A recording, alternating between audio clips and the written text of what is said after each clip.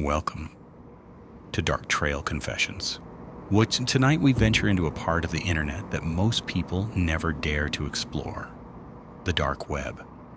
4 stories, 4 people, 4 terrifying experiences, all hidden behind screens and anonymous networks. Curiosity can be dangerous. It can pull you in, watch you, follow you, until you're no longer sure what's real. In the stories you're about to hear, the line between the digital world and the real world has been erased. And once you enter, there may be no turning back. If you're brave enough, keep watching. But remember what some doors, once open, never close. I thought I was just browsing the dark web until something found me. I've always been curious, maybe too curious. It started on a Friday night, the kind that feels like it stretches forever. I had a few hours to myself, an empty apartment, and my laptop humming quietly on the desk. I'd read countless warnings about the dark web, all the myths, the urban legends, the warnings to never go looking, and I wanted to see it for myself. Not to do anything illegal, I told myself, just to explore. Just curiosity. After installing the Tor browser and double-checking that my VPN was active, I finally clicked the link I'd been hesitant to open. At first, it looked like any other obscure internet forum, strange usernames, posts filled with rambling paranoia, and marketplaces for things I didn't want to know about.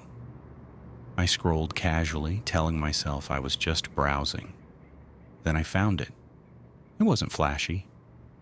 No neon signs or pop-ups. Just a line of text, stark against a black background. "They're watching. Will you see them?" I hesitated. I shouldn't have clicked. But curiosity won. The page loaded slowly, almost painfully, pixel by pixel. And then a video feed appeared. It looked live, or at least it seemed to be, showing a dimly lit room. A single chair sat in the middle. At first, it appeared empty, just shadows dancing on the walls. I leaned in, squinting, my heartbeat picking up. Then I noticed it. A figure hunched over the chair, motionless. At first, I thought it was a mannequin, but as my eyes adjusted, I realized it was wearing a mask. Grotesque, human-like, yet wrong. The eyes were too wide, too dark, the mouth unnaturally stretched in a permanent grin. My stomach churned. I wanted to close the browser, but my hands froze. Then it moved, slowly. One hand lifted and pointed directly at the camera, directly at me. My screen flickered. For a moment, the figure vanished. And then my laptop beeped. A notification from a program I hadn't installed. A single line of text appeared. "I see you." I froze. The apartment was silent except for my shallow breathing. My hands trembled as I tried to shut the laptop down, but it wouldn't respond. Every key I pressed did nothing. Even unplugging it failed. The screen stayed on, stubbornly alive, and now the image seemed sharper, more defined. Then my phone buzzed. An unknown number. A message. "You shouldn't be here." Panic surged. I spun around, but the apartment looked normal. Door locked, windows closed, shadows stretching naturally in the dim light. Maybe it was paranoia. Maybe I had just imagined it. I forced myself to return to the laptop. If I just shut it down properly, everything would end. I hovered over the power button, and that's when I saw it. A username was appearing on the video feed. Not typed, not automated, hovering above the chair. And the figure? It had removed the mask, revealing a twisted, almost human face, but eerily familiar. Like my own, only distorted. The figure stood and tilted its head toward the camera. A laugh, deep and guttural, echoed from my speakers. My chair scraped across the floor as I stumbled back. I grabbed the laptop and threw it. The screen shattered, black glass reflecting my own wide-eyed panic. Silence. Only the faint hum of the refrigerator. I left the apartment that night and stayed at a friend's house, unable to sleep. Weeks later, I received an email from an address I didn't recognize. It's the subject line, "We saw you." No body, no explanation, just, "We saw you."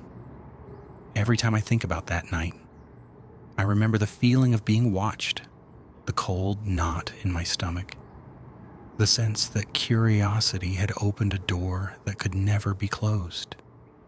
And I know one thing. The dark web isn't just hidden websites. Sometimes it's a doorway, and some things behind those doors are still watching. Story 2. The package arrived before I ordered it. I've always been a collector of oddities. Strange things most people wouldn't touch. And that Friday night, alone in my apartment, with only the hum of the fridge for company, I found myself scrolling deep into the dark web again. Not for anything illegal, just curiosities. I told myself it was harmless, that it was safe. But curiosity, as I would soon learn, is never harmless. There were whispers online, stories about packages arriving before you ordered them. Some were harmless pranks. Some were not. People claimed items would appear at their doorsteps, photos of their apartments, videos of their daily routines, sometimes messages that were impossibly personal. I brushed it off as urban legend, but the thought lingered, gnawing at the edges of my mind. Hours passed. I scrolled through hidden marketplaces, forums littered with warnings, strange usernames, posts about things I didn't want to understand. That's when I found it. A listing for a collection of curiosities personalized for the curious. The item seemed old, the listing sparse, no flashy banners, no pictures, only text. I hesitated, but curiosity, the unrelenting, insidious force, won. I clicked purchase. I double-checked my address, my apartment, and pressed confirm. Then I waited, or thought I did. The next morning, before the expected delivery window, there was a knock. A small, unmarked package rested on my welcome mat. I froze. No return address, just the box, heavy and cold. Symbols were etched into the cardboard. Some familiar, some not. A chill ran down my spine. My hands shook as I brought it inside. I placed it on the kitchen table. I stared at it. Time seemed to slow. Finally, curiosity demanded I open it. Inside were several items, a small figurine, a notebook, and a stack of photographs. At first glance, they seemed random, but as I examined them, my stomach sank. They were photographs of my apartment, my bedroom, living room, my desk. Photos of me, asleep, awake, walking, taken from angles no one outside could have captured. Among them was a note, written in a jagged hand I didn't recognize. "We've been watching. We know your routine." I backed away from the table, heart hammering. Then my laptop chimed, a notification from a program I didn't install. Text appeared. Curiosity comes with a price. That night, I couldn't sleep. Every creak in the floor, every hum of the fridge, every whisper of wind became magnified. I checked locks obsessively, windows, doors. Everything was secure. Yet I felt a presence, hovering at the edge of my vision, shifting with the shadows. The figurine from the package seemed different. Slightly turned, always facing me, always watching. Days passed, or maybe weeks. Time blurred. Then another package arrived. Smaller this time, inside a USB stick labeled "Your Memories." I debated ignoring it, but the pull of curiosity was irresistible. I plugged it in. Videos of me, walking to the store, brushing my teeth, sleeping, some recorded minutes ago, others days ago. I dropped the laptop. My stomach turned. Sleep became impossible. I stopped answering calls. Friends noticed dark circles, distracted glances, obsessive checking of doors and windows. They assumed anxiety, depression. But deep down, I knew it was something else, something more deliberate. Messages started arriving too, on my phone, on my email, short, cryptic, commanding. Step outside at midnight, walk down the alley. Check your mailbox, we're near. I didn't follow them, I couldn't, but the pressure built. Shadows moved differently in my apartment. Objects shifted. A chair slightly angled. The notebook from the first package flipped open, the figurine staring again. Each day, the sense of being watched grew heavier, more suffocating. Then I began noticing other details. My neighbor's behavior, a man in a dark coat always at the corner of my street. Sometimes watching me as I left the building, sometimes vanishing when I turned. Was he real or was I imagining him? My paranoia deepened. One night, the final package arrived. Larger than before, inside a mask, a grotesque, human-like but wrong. And another note, tonight, watch closely. I couldn't. I wanted to throw it away, burn it, leave it on the street. But curiosity, always curiosity. At midnight, my laptop flickered to life. The screen displayed a live feed. My bedroom. And in it, a figure cloaked in shadows, hunched, motionless. I froze. It lifted its hand, pointed directly at me. I ran. I didn't look back.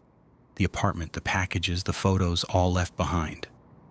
Weeks later, I received one final email, one line. Curiosity's dangerous. We know you. Even now, I feel it, watching, waiting, and I know. As long as curiosity lives in me, I will never be safe. Story 3. They're watching through your webcam. I never thought I'd be afraid of my own technology. Not really. But curiosity, as always, has a way of digging its claws in. It started innocently enough. I had been reading articles about webcam hacking. Harmless, mostly. People telling stories about feeling watched or noticing the little green light blink when their webcam wasn't on. I laughed it off, a nervous chuckle. Paranoia, I told myself. People just like to scare themselves. But the feeling stayed. Little things. A flicker of the webcam light, a soft buzzing in my laptop speakers. My reflection seemed slightly off when I walked past the screen. I brushed it off. Too many horror stories, too much time alone, too much dark web curiosity. Then the first incident happened. I noticed it late at night, after hours of browsing obscure forums. A figure appeared, just a silhouette, in the corner of my laptop's webcam feed. My heart stopped. I blinked. It was gone. I tried to convince myself it was a reflection, a trick of the light, but I couldn't shake it. Over the next few nights, the figure returned, always in the same corner, always watching. I started checking my computer settings obsessively, scanning for malware, running antivirus programs. Nothing. Messages began appearing, not emails, not text messages, just small pop-ups on my laptop. Brief, cryptic, sometimes only symbols. One read, "I see you." My fingers froze over the keyboard. I wanted to shut it down, throw the laptop across the room, but I couldn't. Every time I tried, it seemed to fight back, the cursor moving, programs opening and closing, the webcam light flickering. Sleep became impossible. I started noticing things in my apartment moving slightly. Books on my shelves turned. The blinds slightly angled. the figurine from the first story in my collection facing me differently every day. I couldn't tell if it was real or if my mind was unraveling. Then came the nights I saw movement, unmistakable, deliberate movement, just beyond the screen. The silhouette stepped closer each time. Sometimes it seemed to mirror me, my own movements reflected in its shadows. I began documenting it, trying to rationalize it. Hours of video, dozens of screenshots. But the more I documented, the more it seemed aware. It started leaving subtle messages. Don't look away. We know when you blink, you can't hide. And then the packages started arriving. Small black envelopes slipped under my door containing screenshots of my daily life. Videos, images of me, awake, asleep in my own home. One night I woke to my laptop on the desk that powered on. The live feed showed my bedroom. And there it was, the figure, standing, not hunched, not hidden, watching, waiting. I could feel it through the screen. The whispers started then, distorted, electronic, coming from the speakers. Not words I could understand, but tones, cadence, and pauses that felt like a language of warning. The lights flickered. My phone buzzed. Every device, all at once, screamed at me with alerts. I tried to leave, to escape. But as I reached for the doorknob, the figure in the webcam mirrored my movement. Every step, every motion it copied. I realized then, it didn't just watch me. It knew me. It anticipated me. Days bled into nights. My life became a nightmare of screens and shadows. Friends called, worried, noticing my withdrawal. I couldn't tell them. They wouldn't understand. And deep down, I feared even speaking could make it worse. That somehow it would hear me through my devices. Finally, the climax. I returned home one night to find my apartment subtly rearranged. Chairs angled wrong, objects displaced, photos moved. The laptop powered itself on, and in the live feed, a full view of my apartment. The figure no longer just a shadow, its face obscured but eerily human, watching, waiting. I ran, I fled, my apartment abandoned, my life fractured. Weeks later, I received a single email. We never stop watching, and we are closer than you think. Even now, I feel its presence in every blinking light, in every faint reflection on my screens. It is patient, it is silent, and it is always watching.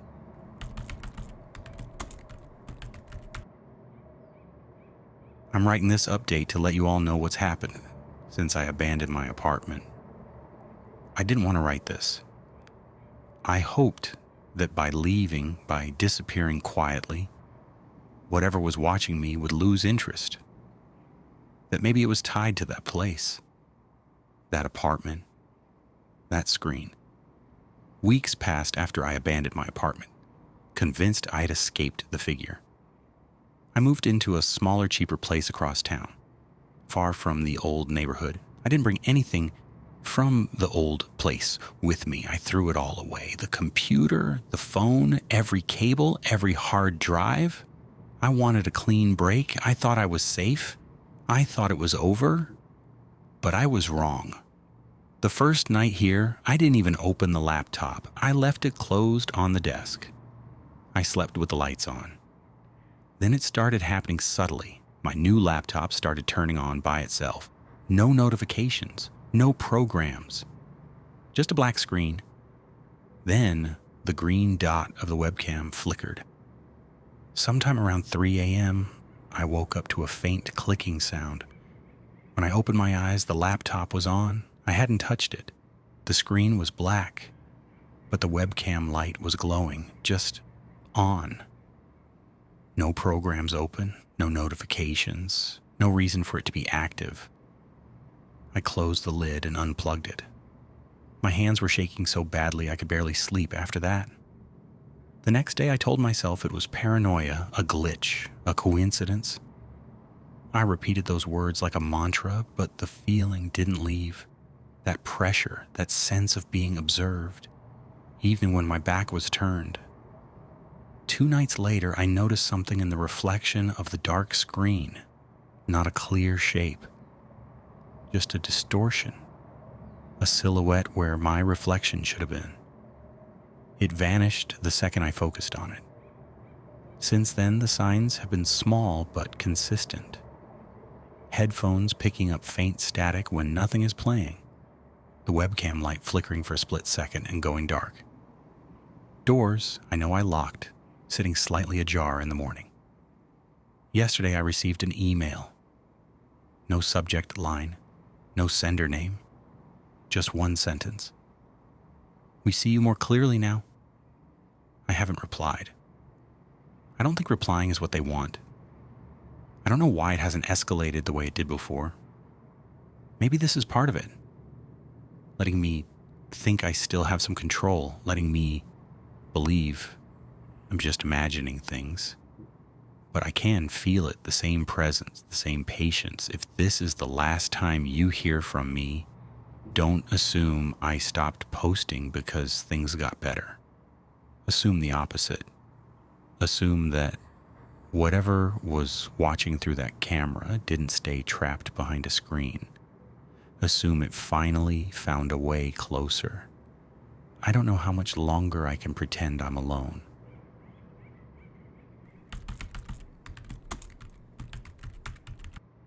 Story 4. The Onion site that knew my name? I never thought curiosity could be dangerous. Not really. Not until I stumbled across the site. It started late one night. I'd been browsing forums on the dark web, looking for stories, thrill seekers accounts, things that went beyond the normal news reports. That's when someone posted a link to a hidden forum, a site called simply The Archive. The post said, "Only for the curious, only for the brave. But beware, once you enter it sees you." I laughed nervously. It sees you? Like it watches you? I thought maybe it was just clickbait, but I clicked it anyway. The site loaded slowly, dark and minimalistic. Black background, green text, nothing flashy. Just lists of threads, some marked with dates, some with warnings. At first it seemed innocuous, people sharing oddities, missing persons, creepy encounters. But as I scrolled, something changed. Some threads mentioned a visitor, someone whose username matched my own, a subtle variation of my handle I used elsewhere. I brushed it off. Coincidence, probably someone trolling. Then the first message arrived. Pop-up text. "We know your name." I froze. My hands hovered over the keyboard. No emails, no external messages. Just this message, appearing from nowhere on the site itself. I closed the browser, shook my head, tried to convince myself I imagined it. But curiosity, always curiosity, pulled me back. When I reopened the site, the threads were different. Some posts described events in my life, trivial, mundane, private events that no one outside my immediate circle could know. A grocery store I'd visited that afternoon. The book I'd left open on my desk. Even the window I left cracked that morning. My pulse raced. This wasn't a troll. This wasn't coincidence. This was something else. I tried to leave, but the site wouldn't let me. Attempts to close the browser failed. The mouse froze, keyboard unresponsive. And then a live feed appeared. Not from my camera, from somewhere else. Somewhere inside my apartment. I couldn't breathe. I saw the corner of my bedroom, my chair, my desk, everything in place. And on the feed there was movement. A figure, dark, hunched, almost human. Watching, waiting. I slammed the laptop shut. My heart pounded. I debated burning it, smashing it, anything to stop whatever was happening. But it was too late. Over the next few nights, the site began leaving messages, instructions, some trivial, "Yay, check under your bed, look in the mailbox." Others more sinister. "Don't leave the room. Lock every door." Every time I followed one instruction, I discovered evidence that someone or something had been in my apartment. Objects moved. Notes in handwriting I didn't recognize. Symbols etched into surfaces. And then the site escalated. Videos. Short clips showing my daily life, captured from angles only someone inside my apartment could access. Sometimes the shadowy figure appeared in the footage. Sometimes I wasn't even on camera. Yet it was always watching, always present. I tried contacting the authorities. They couldn't help. "Computer hack," they said. "Nothing else." But I knew it wasn't just a hack. The precision, the awareness, the omnipresence. It wasn't human. Or if it was, it had powers I couldn't comprehend. Weeks turned into months. I moved apartments twice, changed laptops, even avoided using electronics. But the site persisted. Somehow, a single browser history entry remained, the archive. And every so often, even without opening it, messages appeared. "We see you. We remember you. Don't think you're safe." The final night, at least the final night I'm willing to recount, was when I realized there was no escape. I returned home to find my apartment subtly rearranged. Photos on the floor, objects aligned in strange patterns. The shadows, longer, darker. The laptop powered itself on, and in the live feed, not just my apartment, but a wider view. The street outside, my hallway, even the building across the street. And the figure, fully visible this time, tall, lean, featureless face, watching, waiting. I froze. I didn't even try to move. I knew in that instant that leaving, disconnecting, even running, none of it mattered. The archive didn't just observe, it followed, it anticipated, and it was patient. I don't know how long it has been since that night. Weeks? Months? Time seems irrelevant now. Every device I own hums with presence. Every flicker of light, every shadow, every slight sound. A reminder that it's still there. Still watching. If this is the last time you hear from me, assume the worst. Assume that curiosity, once awakened, cannot be undone. And assume that wherever you are, whatever you do, if something is watching through screens, it never truly stops.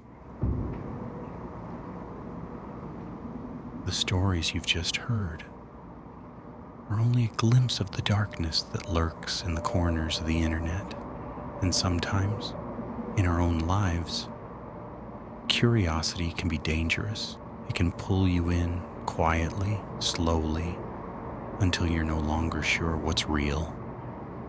If you think these tales are over, remember this. Once you open certain doors, they never truly close. Thank you for watching Dark Trail Confessions. If you dare, subscribe for more stories that haunt the shadows of our world, and sometimes the corners of your own home. And remember, in the dark, someone or something may always be watching.